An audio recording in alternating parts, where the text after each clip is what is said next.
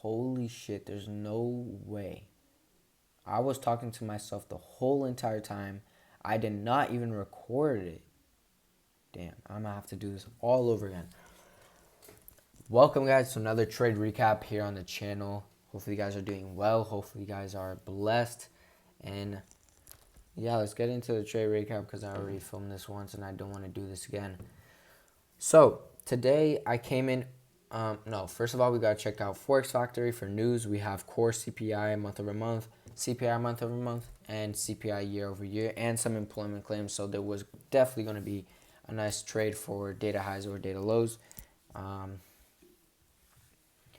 today, I was super bullish. Why? We have previous day's highs right here. And on the daily, we're just super bullish. Here, we're bullish as well. And on the hourly, we're bullish. You can just tell by looking at the trend. We want previous day's highs. My drawn liquidity for today was previous day's highs. And then on the 50-minute, here we have our intermediate high. We have previous day's highs right here. And then I'm going to show you guys the data wick and data wick. So right here we have data lows and data highs. I'm going to show you guys my conditions for today. So on my Discord, which is completely free, if you guys want to join the Discord, let me know and I'll send over a link because I do not know how to put in links in my description. I got to search that up. But coming in a little more bullish today. Still bullish order flow in the higher time frame, 4 hour, 1 hour. So overall, drawn liquidity is previous day's high for me. We have an SMT at Asia lows. We did have CPI this morning at 8:30 created data lows. So that would either be drawn liquidity or wait for it to get hit for longs. Conditions for longs to go along with my bias and make more sense to me would be if we come down, take out data lows, fill in more the 15-minute gap. The data lows is in. Oh yeah, well, hold up. I'm not good at reading. So fill in more the 15-minute gap that the data lows are in, and we also be in equilibrium of the range, so would be a nice long from there, targeting intermediate highs or MEC model. And the data highs, obviously, that I didn't say in here. Conditions for shorts, drawn liquidity being data lows, would be if we come up, take out the intermediate high and also the data highs, resting in the 15-minute fair value gap, and look for some shorts to data lows. So, like I said, I was bullish, and I wanted to see some type of longs. Let me see if I'm recording. And I want to see some type of longs. And we have the SMT right here. SMT right here, this 15-minute gap right here.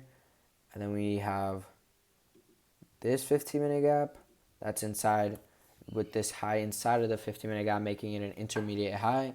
We have data highs right here and previous day's highs right here. And then equilibrium of the range was somewhat down here before.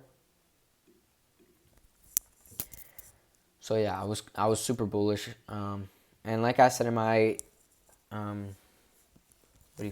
little paragraph, to go along with my bias, I wanted to see data lows get taken out first and then go up for targeting data highs.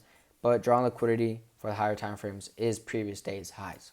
So that would be my long. It would go along with my bias. It'd be an A+ setup. And it'd just be a beautiful trade. And as you can see, equilibrium is right here. And then for shorts, we take out the data highs. I don't know why it says buy side liquidity, but intermediate high gets taken out, and then we look for some shorts to data lows. Pretty simple. It's simple. Don't overcomplicate it. So market opens around here. We come up. We already take out data highs. We take out the intermediate highs. We're in the 15-minute gap. And I'm looking for some type of short to these unfilled 5-minute gaps. And the highest time frame inversion, or highest time frame for value gap to use as inversion, is this 5-minute gap right here. So what I would do, I'd wait for the 5-minute gap to close around here on my entry point, and then enter short TP at this second 5-minute unfilled gap and TP at the wick of the high. So would have been a very nice setup. I'd go break even at this 5-minute internal low.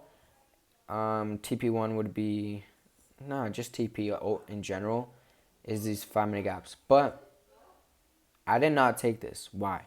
Because we went super low. We already took out my break-even point, and we already filled the first 5-minute gap. So I'm not taking that. It's already invalid, but it would have been a nice trade. If you were to risk it, oh my God, there's no way to do that to me.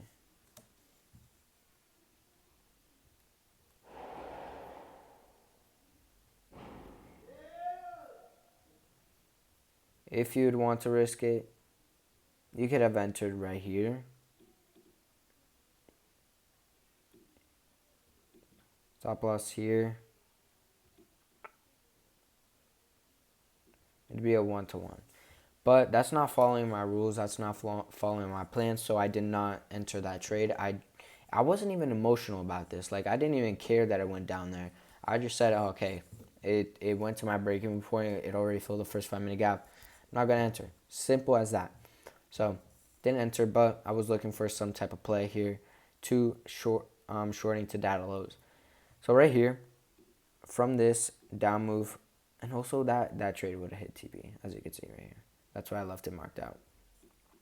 We opened up this 5-minute gap, and then this is where I made some conditions and what I wanted to see happen before I entered shorts. This 5-minute gap right here would serve as my condition.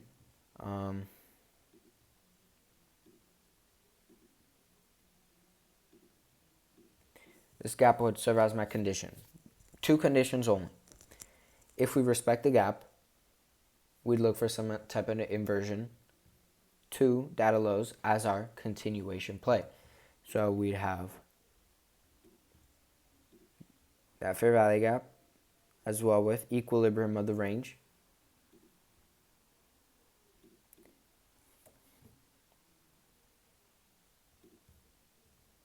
Boom. Equilibrium, fair value gap.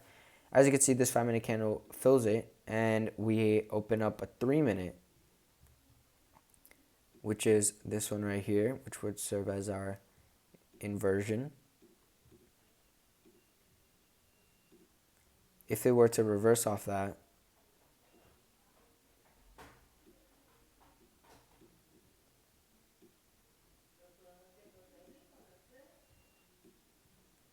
this would be our trade right here. No, not this. This would be our trade, right? But the second condition was that, like I said, I had 2 conditions with this 5-minute gap. If we end up disrespecting this 5-minute gap, I'm gonna look for some type of longs. Now, why would I look for longs when we're clearly going down and going for the data lows, which we didn't even take out? We ended up respecting these 2 5-minute fair value gaps, so it would have been even better. I would have been even more confident in shorting if the shorts presented itself if we inverse these 2 5-minute gaps. But we ended up respecting both of them, didn't disrespect any of them. We made an SMT at the lows with the 1 minute, on the 1 minute, right here. And we also hit equilibrium of the range. So it ended up, It ended up inverting this fair value gap, making it a 5-minute inversion. Now, reasons that I didn't take this 5-minute inversion right away.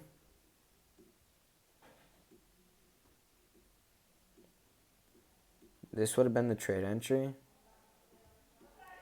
Reasons why I didn't take this trade entry right away is because I wasn't confident in longs yet. I was because from past experience, from back testing, when we have data highs and data lows like this, it's such a strong drawn liquidity, such a strong liquidity pool that it almost every time gets taken out. But today it didn't, and I just didn't want to enter shorts. longs to previous day's highs yet because we haven't taken out this low. So I didn't enter that, which was kind of my fault. It would have hit TP. And this is a good entry right here. This is a good entry. It's literally just, what do you call it? It's literally kind of like a continuation almost. Fill in the gap, equilibrium, SMT, 5-minute inverse. You enter on that bitch, and then it hits TP.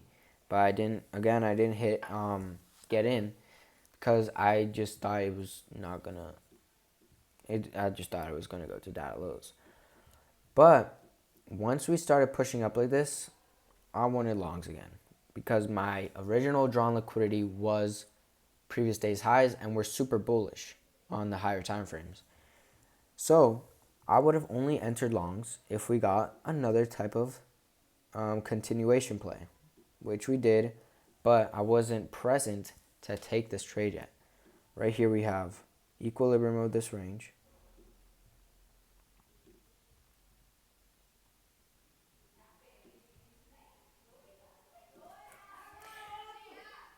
Right here, equilibrium of the range, this range right here. 5-minute gap gets filled. It's delivering from the 5-minute gap, and the highest time frame inversion was the 2-minute. Right here. People from my Discord took this trade. Look at this. They made bank. But I had to leave for freaking school, bro. I had to leave for school, get ready for school, and I ended up missing this trade. So right here, after we inversed that 5-minute gap, I was looking for some type of continuation like I just said. But we were just chopping here, and then around 10:30, I got off. I locked out my account, and I had to go get ready for school because I had to leave for school. And then once I'm on the bus, I see people posting on Profits that they got this trade. And kudos to them, really. Really, my Discord is really growing. A lot of good people there. And yeah, just kudos to them to catching this trade. I would have caught in the trade if I had didn't have to go to school, if I had stayed on the charts a little bit longer. I'm pretty sure PB Blake caught this trade as well. And yeah, it was a good trade. Continuation longs to previous day's highs. Our original drawn liquidity, bullish bias coming into the day. And yeah, it was just obvious. This trade would have been obvious, really, just by how we displaced up like that. Just, it was a good trade. Kudos to everyone who caught this trade. It was a beautiful trade. But I didn't catch it because I locked myself out of the account. And I just didn't look at the charts after when I was on the bus. But I low-key consider today still a W day for me, psychology-wise and whatnot. I was super disciplined today. Like I said, I wasn't emotional at all with this trade right here. I didn't want to FOMO in. I didn't want anything to do with it. Like I said, I saw this. It hit my break even. It hit the first 5-minute gap. I'm not taking that anymore. So that's one. That's a W right there. Then I wasn't forcing a setup today. I really wanted shorts to those lows, but I'm paid to react and adapt, and I didn't take anything because I didn't want to force anything, and I wanted to wait for a genuine good setup. I followed my plans. I followed my rules, and that's all I can do, really. Today's still a W day, and yeah, if you got this trade, kudos to you again. And yeah, I'm gonna stop the trade recap here. I'm not gonna hold you guys any longer. It's already 14 minutes. God bless you guys. Trade safe, and I'll see you guys on the next trade recap if I take a trade tomorrow, or if not, or if I do. If I take a trade tomorrow, I'm definitely posting a trade recap. If I don't, I'm still posting a trade recap because I still want to share what I was thinking, what I wanted to see, my daily bias and everything. Because I love posting on social media, and I just want to post every single day. So, God bless y'all. Trade safe, and I'll see you guys tomorrow.